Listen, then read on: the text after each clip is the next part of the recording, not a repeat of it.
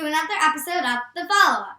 I'm Eden, and this is my dad Noah, and for 195 episodes now, we've just been sitting in my bed, having a conversation about something we want to talk about. This week, we're going to talk about Game 4 of the New York Knicks Philadelphia 76ers series. So, it's the playoffs, this is round 1, and it's all kicking off. We love the Sixers, the Knicks are one of our biggest rivals, and it was a very sad game today. The score was 97-92 Knicks. But we're going to, if you didn't watch, or if you did watch, we're going to give you a recap. And some feelings about it. Yes. Yeah, so now the series is 3-1 Knicks. Best of 7 series, first team to win 4. Game 5 is at Madison Square Garden, so just about a mile and a half from here on Tuesday. First thing that stood out to me, aside from just before we start really talking about the game itself, was how many Knicks fans were in the building in Philadelphia, which is nauseating to me.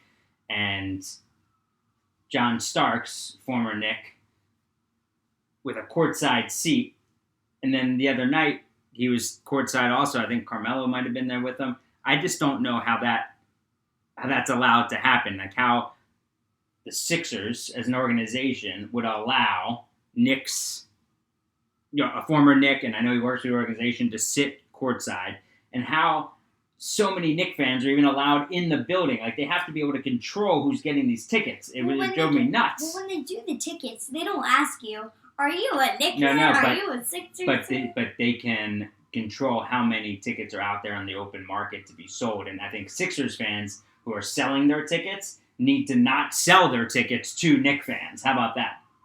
Fair enough. Instead of just putting them out there on StubHub, how about Sixers fans actually use their tickets or sell them to Sixers fans? Well, that makes pretty much more sense. Ugh. Seeing like MVP chants for Brunson, or when Deuce McBride would shoot a 3 and you hear Deuce. I didn't like any of it. It sounded more like you were at Madison Square Garden. It was brutal. I didn't like it. No. I didn't like it. Sixers got off to a good start. Embiid was really good to start. Brunson was everything the Knicks had. Yeah. But it's Embiid, he was great for the Sixers. And in the first half. Yeah, and I'm talking about the first half right now. Yeah. First half. But when they took him out for those 2-3 minutes. They take him out for the first half of the second quarter. You play the whole first quarter. Yeah. It's the Knicks really take advantage of that. Yeah. And that's the Sixers' weakness. When Embiid's not in, they only have Maxey, and Maxey can only do so much. Yeah, the offense runs through Embiid. Yeah. And so when he's not out there, they don't everything have else any suffers. Offense and the defense. And he's Yeah. such a good rim defender Right. that the Knicks could just go to the basket at ease. Yeah. And they couldn't score. They had a 6-minute stretch where they didn't score. Brunson was on another planet. Set a Knicks franchise record with 47 points in a playoff game. And the Sixers, even when I know that you had taken a bunch of notes, you made a Sixers-Knicks board here. Hartenstein got 5 fouls in the third quarter, and I remember telling you, hey, it's a big moment right here because now the Sixers can control the glass. Not the case at all. It should have been the case, but the Knicks are that powerful, I guess you can call it like that, and that they have the players that they can work around without Hartenstein, and they honestly were a little bit better. Yeah, they were better, and I would say that their effort was so great, and that should go to show you that, when you play basketball or when you're watching others play basketball, it doesn't matter how big you are certain times. I was always the smallest kid on the court. You're probably always going to be the smallest kid on the court. If you play hard and if you play with a ton of effort, you can make a massive impact. Because the Knicks, the tallest guy out there was OG Anunoby. He's 6'8", and he's trying to guard Embiid. And in the fourth quarter stats, the Knicks had 7 offensive rebounds. They shot terribly from 3, and so did the Sixers. Neither team shot well in the fourth quarter. But the Sixers missed their last 11 shots. They scored 3 points in the final 5 minutes of the game, and they got out hustled, and they couldn't execute. It was terrible. Terrible. Yeah. Terrible. And it was also, like, just, like, the point difference at the end. Like, the Sixers were up at halftime, got a strong start in the third quarter, but then everything, it just fell after that.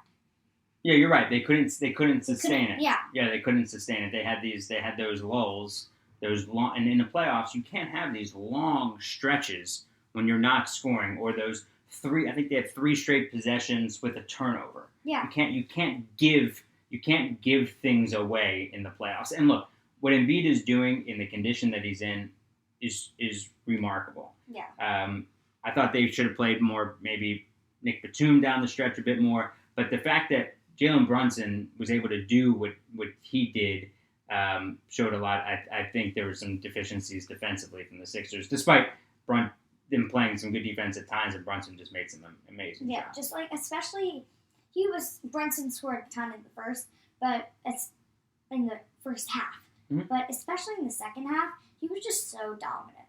Yeah. He was just taking over everything. Yeah, and there was that one point when he came down the lane and Joel hit him with that forearm. Yeah. And he was pissed off. And after that, that's what you should do. Instead of being so annoyed and bothered by somebody where you just shrink. Yeah. Like, all right.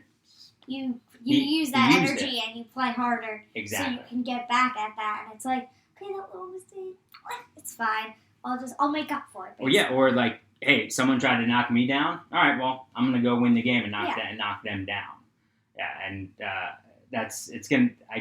the atmosphere in the Garden on Tuesday night is gonna be electric because the Knicks fans have been pining for a team to root for, and it's tough for me to acknowledge that this Knicks team is easy to root for because these guys play really hard and they're well coached.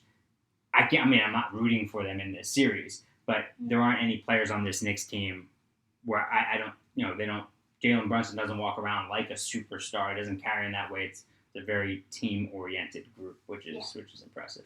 Okay, so as you're watching the game, I remember how I used to watch games as a kid. How were you feeling during the game?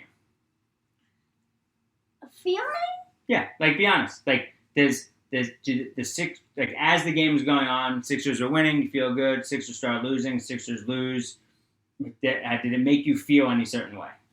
When they're winning, I'm happy. Yeah. I'm like, yeah, they're winning. Okay. Then they lose, and then what? And they lose, and I'm like, kind of like, does it matter? Be honest. Like, kind of, yeah. Why? It matters because I would definitely, they're the team I root for. Yeah, sure. And I would like to see them keep playing for a little bit longer. Yeah. But it doesn't impact the rest of your day. No. Good. You? How do you feel? I was annoyed that they lost. Yeah. Does it impact the rest of my day emotionally? No, I mean I would certainly have been like more excited for Game 5 for sure. 2-2, that's always like a fun series. For sure. So it just stunk. Like the way they lost was just brutal. This team has a way of just like ripping your guts out at times. It's they can make you feel. They can make you feel all certain ways during a game. And I know this is different, but like it was like Denver. Yeah, that Lakers-Denver series. It was 3-0. Mm-hmm. That was last night, the game. Yeah. Now it's 3-1. So now the series is 3-1. Yeah. The series. And I would love, just like the series was with the Lakers, it was 3-0. But they came back, they're like, no, we're not going to let you win. So I would love to see that same energy, the same effort, definitely going into Game 5. Would be nice. Yeah. Yeah, would be nice. You have a prediction for Game 5? Prediction for Game 5? I think they're going to be able to pull it off. Oh. I think it's going to be close, especially in the fourth. I think it's going to be close. Okay, and the Sixers are going to pull it off. So they're going to pull it off.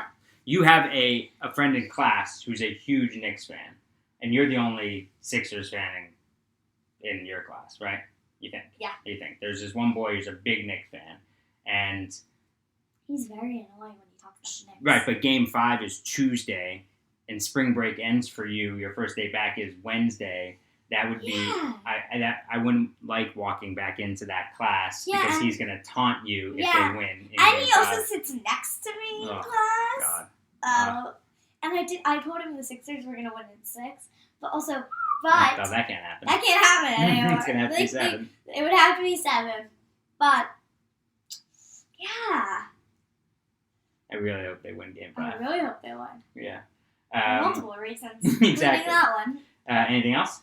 Anything else? Like About this game or anything else? Game, I think with the whole series, they showed us that they could win in Game 3. Mm-hmm. So now we know it's good. Now we know they can win, and hopefully they can do it again. I hope so. And one last thing. Okay. Last week, if you listened to our podcast or didn't, we talked about Taylor Swift, especially her new album, and there's this big debate going on. Is she overrated or not? Is Taylor Swift overrated? There's a debate going on? Yes, there's a big debate going on if Taylor Swift's overrated. Who's debating this? I've heard a bunch of people talking about it. I don't understand. How can an entertainer be overrated? Well, if they she say her has... songs and her music videos are overrated. But if she sells a bunch of fans and fans really like her, then she's properly rated. Like athletes can be overrated and underrated. But people say that she's too great, and people make too big of a deal about her. So we want to hear from personal preference. Yeah, if you think she's overrated, tell us. You can, when you rate and review the podcast on Apple Podcasts, you leave a comment and tell us. Well, if we get enough by next week, we will tell you the results. We'll tally them up, and we'll tell you the percentage. Or you could do it if you're watching this on YouTube. Yes. You could leave it in the comments right there, and while you're there, just click the subscribe button, and that's the best way to find the podcast and make sure you get it every Monday. Yeah. Episode 195. I know, it's so crazy. We're almost at 200. So can you imagine in that? 5 weeks, it's going to be our 200th podcast. That's wild. It's almost once a week. We skipped a few weeks, but once a week for 4 years. Yeah, that's maybe a long maybe time. in that 200 we'll play some. We'll play some clips from the old ones. Yeah. Also, you can go. I think we did. Didn't we do some? We played a few of our old ones when it was for my birthday once when you just did it. Oh, and episode 100. Episode 150 too. 152. 150, not 152. 150 also. Oh yeah, 150 also. Yeah. But yeah, it's a big milestone. It is. Yeah. All right, I love you. We love you.